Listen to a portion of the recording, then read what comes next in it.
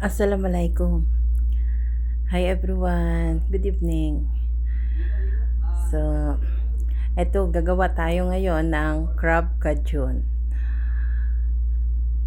Napakadali lang at syempre masarap. So, ayan. Ito.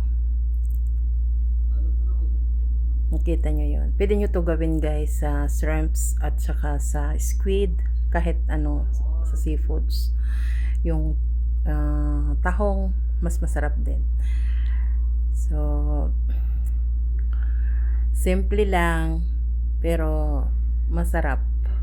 Pwedeng panghanda natin kung meron tayong mga bisita. Masarap. So, bali ano ito guys, malalaki itong crabs. 6 pieces lang naman. Tapos, yes, ayaw ng mga bata nilagyan ko ng squid. So, hindi ko nilagyan ng squid at saka shrimps. So, talagang crabs lang talaga yung ginawa ko. At syempre, maraming garlic. Yes. So, ito, mag-start na tayo. Naglagay ako ng 3 tablespoon na butter. Yes, isusutin lang natin yung ating chopped garlic. Medyo hindi fine yung ginawa ko. Medyo malalaki, pero okay na. So, yun. Antayin natin na mag golden brown. Ayan. Yeah, halo-halo lang natin kasi basta wag masunog. Ganon. Ako, lumalabas na yung aroma. Ang bango-bango. Diba ang garlic talaga napakabango, saka ang butter. Pag sinama mo sila ay talagang napakabango. Yun ang nagdadala ng sarap sa ating seafoods. So, yes, maglalagay pala ako ng cajun powder. Ayan. Dinagdagan ko lang to ng counting cayenne powder. Naglagay tayo ng tomato paste. Yes, naglagay tayo ng tomato paste para mas tumingkad yung kulay. Hinaan lang natin yung ating. Optional lang ang tomato paste. Pwede rin na hindi na kayo maglagay ng tomato paste. Kaya lang ako mas gusto ko yung merong tomato paste.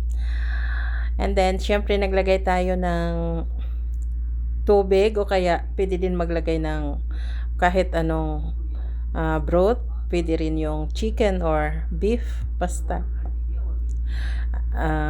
Kung wala, tubig, pwede naman. So yes, inilagay ko na yung ating crabs. Ito, malinis na yung mga crabs na inilagay natin.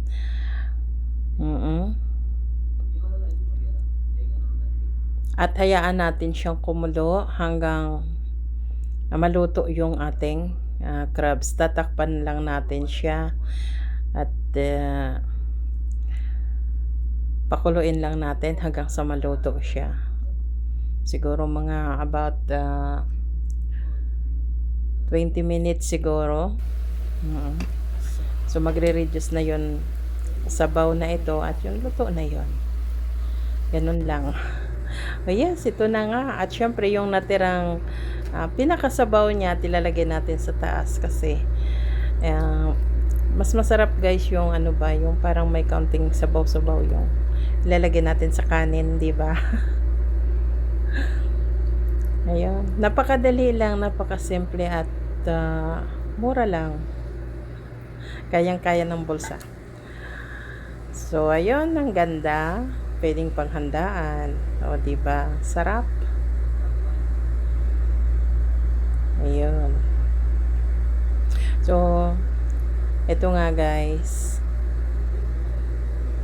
Dito na lang. Thank you for watching. Sana nag-enjoy kayo at thank you so much sa inyong support at sa panonood. Take care and God bless.